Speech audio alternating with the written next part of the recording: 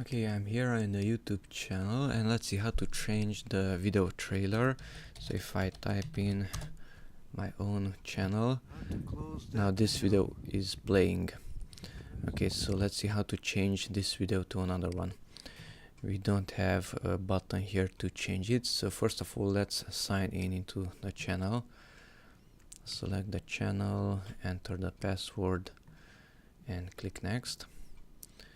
Okay, and after this the same video is playing. We still don't have that button here in the corner, so click on customize channel, and after customize channel we have these two options for returning subscribers and for new visitors. Click on new visitors, and now you have in the corner this pen like looking thing and change trailer. Click on change trailer and either select the video from this list or use the link itself, let's say that one, copy and just paste it in there and save it, and the video was changed.